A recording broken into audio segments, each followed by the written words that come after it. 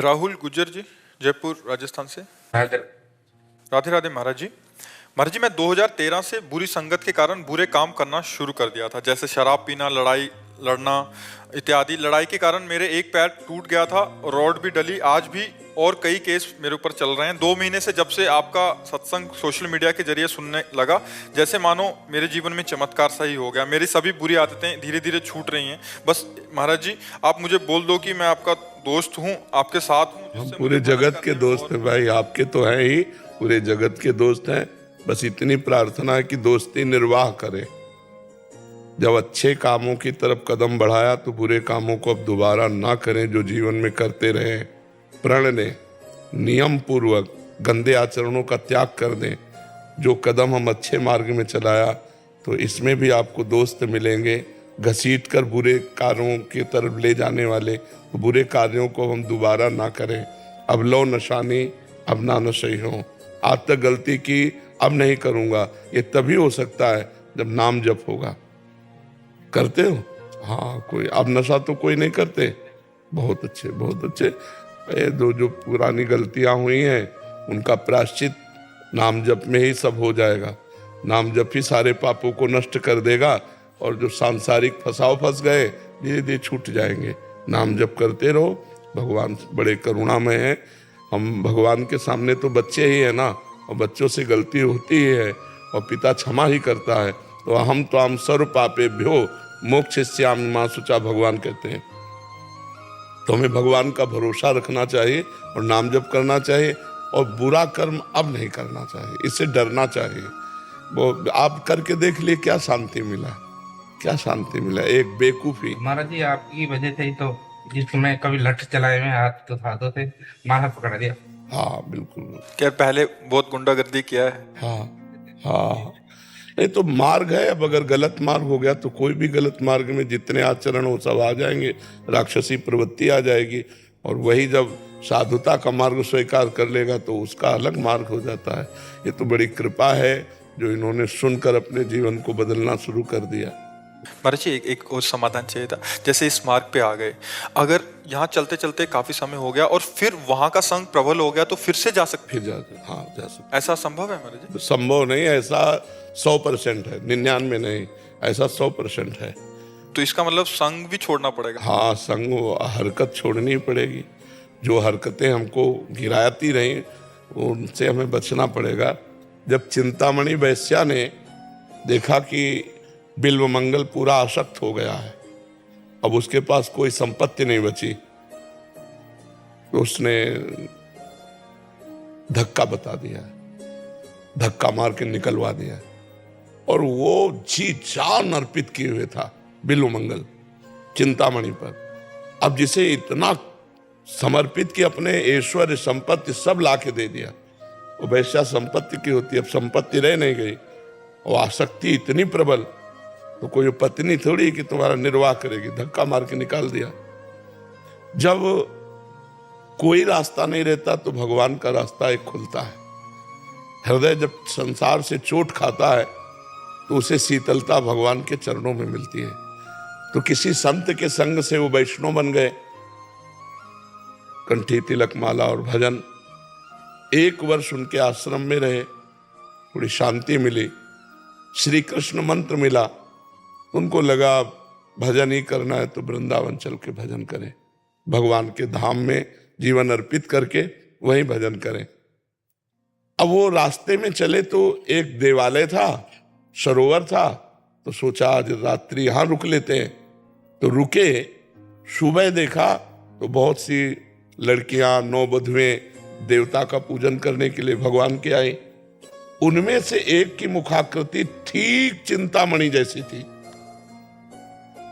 वो आदमी बिगड़ सकता है, इसकी बात जो ही देखा, बस हाँ चिंतामणि। अब फिर भूल गए कि हम बाबा जी बन चुके हैं, हम भगवान का नाम ले लिए हैं। बस वो पीछे अंदर से पुकार निकलती, हाँ चिंतामणि। और चिंतामणि थी नहीं, वो किसी की पत्नी थी। उस बार बार मुड़ के देखती कि बाबा जी हमारे पीछे। वो लंबे लंबे पैर बढ़ाए। अब दिन का समय था तो ज्यादा उसको डर नहीं लगा, लेकिन अपने घर पहुंची, अपने पति से कहा कि ये पीछे जो लगा हुआ है ये कोई नीच पुरुष है, जिसकी दृष्टि ठीक नहीं है हमारे ऊपर, वो बहुत सुलझा हुआ व्यक्ति था, धर्मात्मा व्यक्ति था। बाहर निकला फिर दरवाजे पे खड़े, तो दृष्टि से देखा वैष्णव तिलक ऐसे। कहा कैसे महाराज, पत्नी ने बता ही दिया था कि हमारे पर गंदी दृष्टि रख करके आया है। तो अतिथि सत्कार बहुत बड़ी वस्तु होती है। गृहस्थी में यदि अतिथि वापस चला जाए तो सारे पुण्य नष्ट हो जाते हैं। तो उसने विचार किया यदि ये पापी पुरुष है तो भी हमें अतिथि भाव से एक बार इसका सम्मान करना चाहिए। यदि भगवान परीक्षा ले रहे तो मुझे खरा उतरना चाहिए। वो भक्त प्रकृति का पति था। उसने कहा कैसे आइए विराजिए। अंदर बुलाया, बैठा ला। आप कैसे आए, क्या सेवा करूं? बोले जो अभी गई कौन है? तो उनका हमारी अर्धांगिनी पत्नी है। बोले एक बार भर नेत्र देखना चाहता हूं।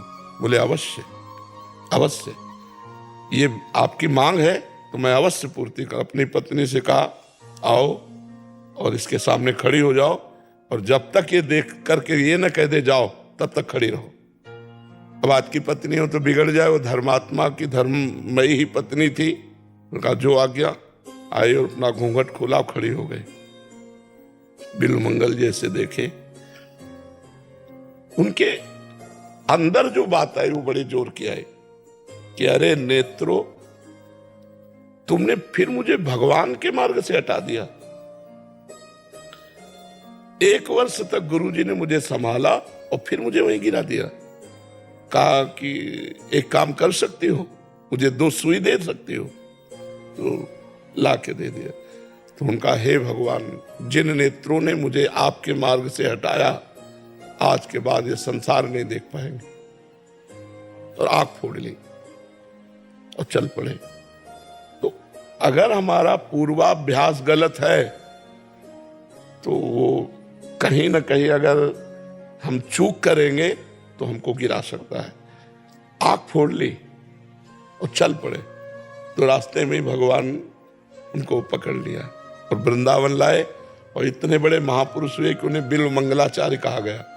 तो हमारी जो गलत आदतें हैं, अगर हम अच्छे मार्ग में चल रहे हैं और हमको गलत संयोग मिल जाए तो भ्रष्ट होने में देर नहीं लगेगा, फिर वो भ्रष्ट हो सकता है। इसीलिए जैसे हाथ टूट जाए तो वहां से कमजोर तो हो ही जाता है ना, और जब पुरवैया की हवा चलेगी तो दर्द भी करेगा। तो ऐसे ही जो हमारे बुरे आचरण हैं, वो संस्कार तो अंदर हैं। जहां अच्छे आचरणों की तरफ चले, बुरे आचरण वाला मिल गया तो संस्कार जागृत हो सकते हैं। यदि बहुत काल तक गलत मार्ग में नहीं गए तो संस्कार भस्म हो जाएंगे, फिर गुंजाइश नहीं रह जाएगी। फिर गुंजाइश, अभी क्या है गुंजाइश है, मोड़ तुरंत हो सकता है, 1-2 साल में मोड़ हो सकता है। और अगर हम निपट गए, निकल गए, तो फिर लंबे समय तक अगर हम पवित्र रहे तो फिर मन कर नहीं, अब नहीं, अब लो नशानी, अब ना नशे हो। ऐसा है महाराज जी। इसमें एक समाधान, काफी साधकों के ऐसे प्रश्न आते हैं कि जैसे कृपा करके गुरु कृपा हुई, श्री जी की कृपा हुई, इस मार्ग मिला महाराज जी, हमें तो पता ही नहीं था उस मार्ग में। तो 1 साल बाद, 2 साल बाद फिर संसार की ओर एकदम इसमें प्रभु फिर खींचते हैं क्या महाराज जी, या प्रभु का क्या इसमें महाराज जी? नहीं, एक बार तो भगवान की कृपा जीव पर होती है कि असत मार्ग से हटा दिया, फिर भगवान छोड़ देते हैं। अब तुम चलो, सतमार्ग में चलो या असत मार्ग में चलो, दोनों की तरफ छूट दे देते हैं। तो जीव का स्वभाव है, अगर वो सतमार्ग में आया और उनके नियमों का पालन न किया, जैसे घर छोड़कर बाबा जी बना तो उसका नियम है कि अपने घर वालों से संपर्क मत रखो, उसका नियम है कि गुरु आज्ञा जो हो रही उसका पालन करो। नियमों का पालन नहीं किया, असत चेष्टाएं बंद नहीं की, तो फिर संसार में तो जाना पड़ेगा। एक बार भगवान की कृपा ने खींच लिया, अब उस कृपा का आदर करो या अवहेलना करो। अवहेलना करी तो फिर उससे भी नीचे चले गए, अब दोबारा जिंदगी में वो चांस नहीं आएगा सतमार्ग में चढ़ने का। नहीं, सतमार्ग से गिरा हुआ फिर सतमार्ग में नहीं चढ़ सकता। यदि वहीं गिरा पड़ा रहे जहां गिरा है तो फिर हाँ, फिर हरि गुरु संभाल लेंगे। लेकिन हरि गुरु को छोड़ करके और संसार में जाके फिर शादी ब्याह ऐसा, फिर वो सोचे कि हम वृंदावन बाबा जी भजन, कभी नहीं। कृपा एकदम चलाई थी, उन्होंने अवहेलना कर दी, फिर नीचे गिर गए, फिर नहीं उठ पाए। अब जैसे गिरे और वहीं है तो संभल गए। और जो चले गए महाराज जी, उनका कभी कल्याण होगा क्या? पहले तो इनको दंड मिलेगा। जैसे एक बार कोई कह दे कि मैं सन्यास लूंगा और सन्यास न ले तो उसे नरक की प्राप्ति होगी। और संन्यास लेकर फिर गृहस्थी में चला गया तब तो और से एक बार पहले दंड भोगेंगे, फिर किस कल्प में किस युग में भगवान ऐसी कृपा करते हैं। बार बार तो बनत नहीं या संजोग अनूप, मानुष तन वृंदा विपिन रसिकन संग विविरूप। बार बार ऐसा संयोग थोड़ी बनता, मनुष्य शरीर मिला, वृंदावन धाम मिला, रसिकों का संग मिला, प्रिया प्रीतम की उपासना मिली। अगर इस पर हम समझ नहीं पाए तो बार बार ऐसा संयोग नहीं बना। इसमें दो बात निकल के आई कि एक तो जब लबलो नसानी अपना नसीहों में जी एक पहली चीज तो अपने पे अहम नहीं करना चाहिए कि मैं बहुत बढ़िया हो गया, जी जी तो दूसरा डर के चलना चाहिए। हाँ, डर के तो निकल जाएगा। आज्ञा पर रहे, लक्ष्मण रेखा जैसे गुरु आज्ञा, कोई नहीं तुम्हें भ्रष्ट कर सकता, गुरु आज्ञा पे बने रहो। अच्छा, यहीं रहकर भ्रष्ट हो गए और ये निर्णय है कि नहीं, ना महाराज जी को छोड़ सकता हूँ ना सतमार्ग को छोड़ सकता हूँ, वो पार हो जाएंगे, वो पार हो जाएंगे। ये तो बिरगद जैसे कदम लगा दूंगा, कुछ नहीं करे। हाँ, नहीं, अगर ये भी है कि देखो हम ना आपको छोड़ सकते, न श्री जी को छोड़ सकते, न भेष छोड़ सकते और न बुराई छोड़ सकते।